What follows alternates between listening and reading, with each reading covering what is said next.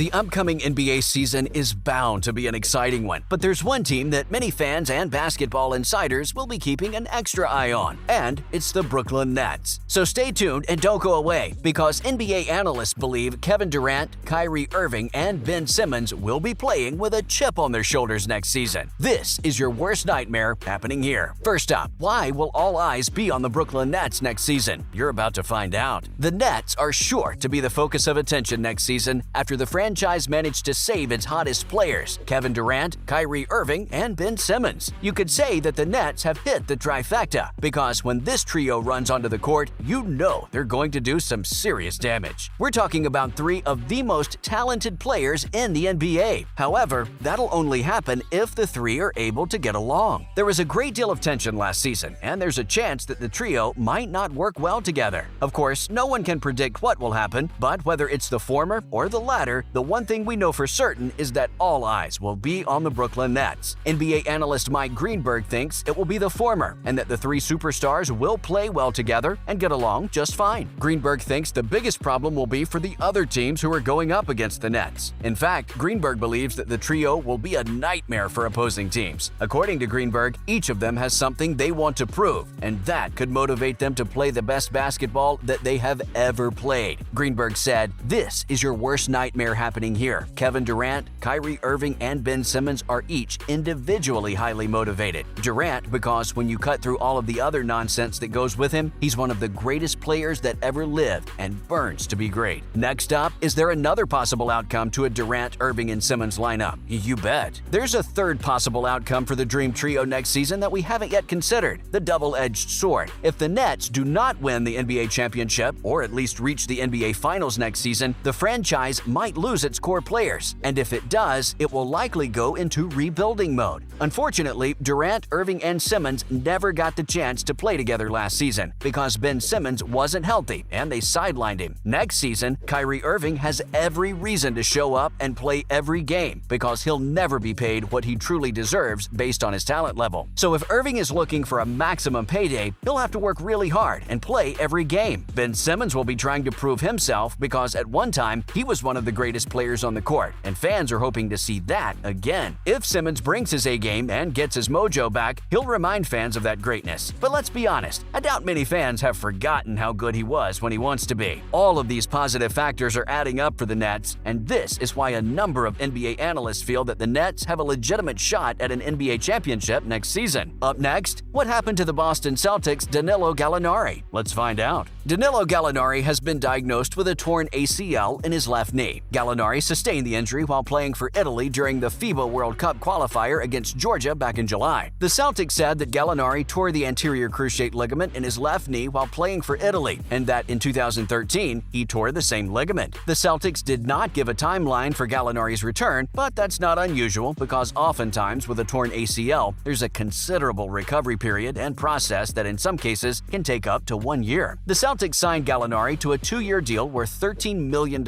in July, and he averaged 11.7 points for Atlanta during the previous season. In total, Gallinari has averaged 15.6 points over 13 seasons with the Hawks, New York, Denver, the Clippers, and Oklahoma City. There's actually a video of Gallinari's most recent injury, and if you look closely, you can see Gallinari receiving a pass on a quick break, take a step forward, and then he starts to hobble. Initially, Gallinari made a mistake when announcing his diagnosis and said it was a meniscus injury. Not long after, however, he took to Instagram to clear things up and said, "This has been a tough week for me as I have learned the extent of my injury. This game means everything to me, and not being able to go on the court with my Celtics teammates hurts. I plan to give everything I can to the Celtics organization and my teammates as we hunt for a title." Stay tuned and don't go away because we're bringing you the latest NBA news. Next up, what are some of the big things that have been happening over the past couple of weeks? You're about to find out. We now know that Kevin Durant rescinded his trade request and that LeBron James has signed another extension with the Lakers. Kyrie Irving will keep calling Brooklyn home, and now the Cavs have acquired Donovan Mitchell from the Utah Jazz in exchange for some fresh young players and picks. Mitchell was expected to be traded to the New York Knicks, but the Knicks refused to include Quentin Grimes in the deal, so the Cavs pounced on the opportunity with the Jazz, and now the Cavs look like one of the most promising younger teams in the NBA. The Cavs got a 3-time All-Star in Mitchell, who's managed to hit 26 points per game over the past 2 seasons shooting splits, and has averaged 28 points in 39 playoff games. Mitchell has also had a number of postseason postseason games where he earned 50 points or more. Last season, when it came to pick and roll and isolation scoring, Mitchell was better than 80% of the players. In other words, Mitchell is a scoring machine who can score from anywhere on the court. And Mitchell's arrival couldn't have come at a better time for the Cavs, because Darius Garland needed help, and Mitchell will surely plug the gap. Mitchell and Garland should work really well together. Garland was 6th in the lead with 8.6 assists per game last season and was in the 82nd percentile in possessions plus assists. Up next, have you ever noticed that NBA rebuilds tend to follow the same cycle? Let's have a look. The predictable cycle becomes quite clear when you stop and really look at what's going on. Teams will be bad for a few years, collect some lottery picks, work to develop those picks into playoff material, and finally, and this is the most noticeable step in the cycle, teams will trade future picks for another star to help those young lottery picks to make a hard push for a championship title. Case in point, in the offseason, we saw Minnesota, following its first playoff run since 2018, trade 4 first-round picks, 1 swap, and several players to Utah in exchange for Rudy Gobert. And let's not forget Atlanta. After 2 playoff runs in a row, Atlanta followed 3 years in the lottery, gave up 3 picks, and agreed to a swap for DeJounte Murray. In terms of salary, this allows teams to add expensive players while their youngsters are still earning below market value. So it's all very strategic. It's also a way to keep the best players, who may be dreaming of bigger paydays elsewhere, stay loyal and want to stay on the team. If you're a coach or a manager, the last thing you want is your best players fantasizing about teaming up with another big name on another team when they can do it in their own backyard. But there's also another, more obvious reason for adding a star to a team's lineup. Stars help good teams win games, and at the end of the day, that is all that matters. Finally, who are this season's most likely candidates for first-time All-Stars? Being named an All-Star is a big deal. Why? Because it represents a rise in status for players, which often translates to more money. Right now, there are 5 players hoping they'll be named first-time All-Stars, and naturally, they're really excited. The first player is Anthony Edwards of the Timberwolves. Edwards averaged 20 points per game in his first 2 rookie seasons. Jalen Brunson for the Knicks is also an All-Star candidate, along with Tyrese Maxey of the 76ers. Both Maxey and Brunson have distinguished themselves with their prowess on the court. Colin Sexton of the Utah Jazz is also a contender. Sexton has impressed fans with a high-scoring average that once hit 24 points per game. And last but not least is Tyrese Halliburton of the Pacers. Halliburton had a decent start to his career in Sacramento, but was soon traded from the Kings to the Pacers midway through last season. After 26 games with Indiana, Halliburton averaged 17.5 points, 9.6 assists, 4.3 rebounds, and 1.8 steals per performance. Those are solid numbers. That's a wrap for today's video. Let us know what you think, and don't forget to like and subscribe if you enjoyed the video. Thank you for watching.